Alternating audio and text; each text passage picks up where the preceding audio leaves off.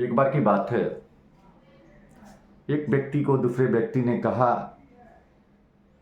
कि अगर 7 दिन तक आप भागवत कथा का श्रवण करेंगे तो आपके लिए स्वर्ग से विमान आएगा और आप स्वर्ग को चले जाएंगे।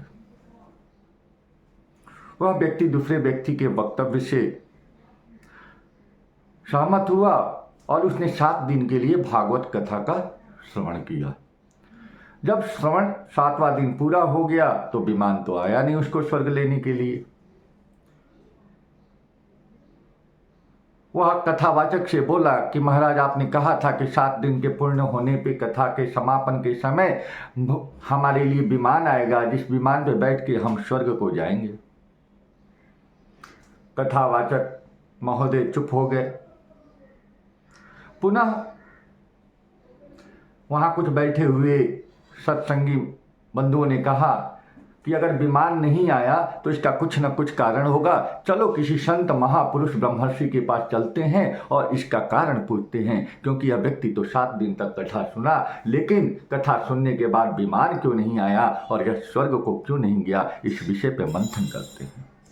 इस बात को लेके वो लोग एक संत महापुरुष के पास पहुंचे जो उस भगवान के बहुत ही प्यारे संत थे। वहाँ पे कथावाचक और श्रोता जिन्होंने अपने घर में 7 दिन की भागवत करी थी, दोनों पहुंचे। वहां पहुंचने पे सारी बातें बताई गई तो महात्मा ने कहा कि भैया रस्सी लाओ। रस्सी मंगाया और कथावाचक का हाथ बांध दिया ऐसे करके, और फिर जो श्रोता थे, जो कथा के मुख्य यजमान थे, उनका भी हाथ ऐसे बांध दिया। अब कहा आप अपने दोनों आदमी आप अपने आप को खोल लो। बट दोनों का हाथ बंधा हुआ है, वो कैसे खोलेंगे?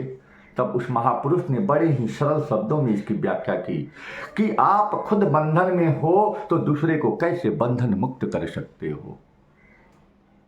आप खुद जब बंधन में हो तो दूसरे को कैसे मुक्त कर सकते हो। कितनी स्पष्ट शब्दों में उनको समझा दिया। अगर किसी बंधन मुक्त व्यक्ति ही दूसरे को बंधन मुक्त कर सकता है। आज मैं आप सबके बीच में गीता के बारे में बता रहा हूँ। गीता जीवन जीने की राह सिखाती है।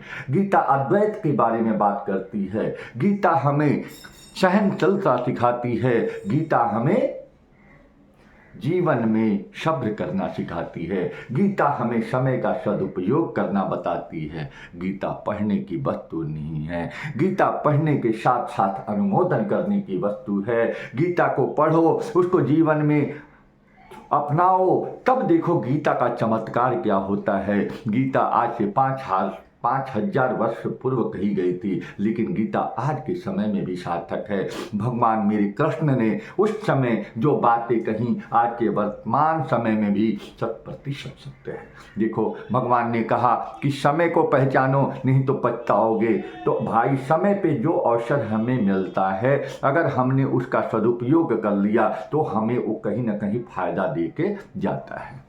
परीक्षा की तैयारी कर रहे हो, परीक्षा पता है कि अगले 10 दिन बाद होगी, तो इस 10 दिन के समय को जो हमें पूर्व में मिला है उसका अगर हम सदुपयोग कर ले तो परीक्षा में पास कर जाएंगे और जीवन में सफलता को पाएंगे। लेकिन वह 10 दिन अगर हमने कहीं व्यर्थ में व्यतीत कर दिया, समय को नहीं पहचाना, तो हम पछताएंगे और मिथ्या दोष भगवान पे लगाएंगे। मेरे भाई, गीता कहती है, भगवान कृष्ण ने अर्जुन को यही बताया कि यह समय है, तुम जागो, उठो और युद्ध के लिए तैयार हो। समय का सदुपयोग करो, कर्तव्य करो, अपने कर्म करो, लेकिन फल पे अपना अधिकार मत रखो। अगर कर्म अच्छा है तो फल भी अच्छा ही मिलेगा। इस बात को लिख लो कि अगर हम प्रयास हमारा सही दिशा में है, मार्गदर्शन हमारा सही दिशा में है, तो सफलता कोई रोक नहीं सकती है। भगवान को आप मंदिर में ढूंढते हो, मस्जिद में ढूंढते हो, मैं पूछता हूँ वो भगवान कहाँ नहीं है, वो जगह बता दो मुझे। भगवान हमारे और आपके मध्य में हमारे जीवन, शरीर और मन, और तीसरा जो आत्मा बोलते हैं, वो तीसरा अंशी जो है वो भगवान है, वह अद्वैत है, वो हर घट घट में विराजमान है। तो हम किससे छिपावा करते हैं? वो तो हमारे अंदर में बैठे बैठे हमारे विचार के, हमारे मस्तिष्क को, हमारे हर क्रियाकलाप को देख रहा है। भाई कहीं दूसरे जगह जाने की जरूरत नहीं है। अगर मन साफ है, मन स्वस्थ है, मन में सद संकल्प है, सद विचार हैं, तो जीवन में भगवान का आशीर्वाद मिलता है। ये बात हमें गीता सिखाती है। गीता में भगवान ने कहीं नहीं कहा कि तुम मंदिर जाओ, मस्जिद जाओ, मेरी पूजा करो। भगवान ने कहा कि गीता तुम ज्ञान योगी बनो, कर्म योगी बनो, ध्यान योगी बनो। भगवान ने कहा योग की बात करी है। योग को हम जोड़ कहते हैं हिंदी में, मतलब अपने आप को योग से जोड़ो, अपनी आत्मा को, अपने आप को कर्म योगी बनाओ। जो काम कर रहे हो उसमें निष्ठा के साथ काम करो तो यो योग हो जाता है। अगर आप ध्यान कर रहे हो तो निष्ठा के साथ स्थिर मन से करो तो यो ध्यान योगी हो जाओगे।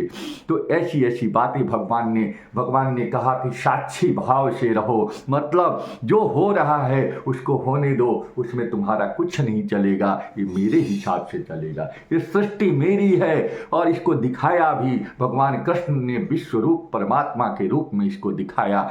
भाई समझने की आवश्यकता है। अगर समझ गए तो जीवन सुधर जाएगा, अगर मान गए तो जीवन बदल जाएगा। गीता यही तो कहती है। अगर कृष्ण ने गीता को माना तो आज कृष्ण विश्व विजयी हुए। तो क्यों विश्व विजयी हुए? क्योंकि उन्होंने बात को माना, समय का सदुपयोग किया और जो कर्म उनके सामने आया उसमें फल का अधिकार न करते हुए अपने कर्तव्य कर्म को किया। अगर बिना, भगवान ने कहा कि जबरदस्ती कोई कार्य न करो, जो आपको सरलता से, सहजता से मिल जाए उसके लिए प्रयास करो। अथक प्रयास कोई आवश्यक नहीं है, क्योंकि सब कुछ प्रारब्ध में रचा हुआ है। जो हमारे नसीब में लिखा हुआ है वो हम मिल के ही रहेगा, और जो हमें नहीं मिलना है वो कभी मिलेगा नहीं। इसलिए मैं कहता हूँ गीता पढ़ो, गीता को समझो, गीता को मंत्र के तरह न जपो, गीता को शास्त्र के तरह न पढ़ो, गीता को जीवन जीने की कला सीखने के लिए पढ़ो, उससे कुछ सीख लेने के लिए पढ़ो। देखो जीवन में क्या आनंद आएगा। मुझे बताना और अच्छा लगे तो अपने कमेंट में जरूर बताना। इसी साथ मैं आपसे विदा लूंगा, समय ज़्यादा हो रहा है। धन्यवाद।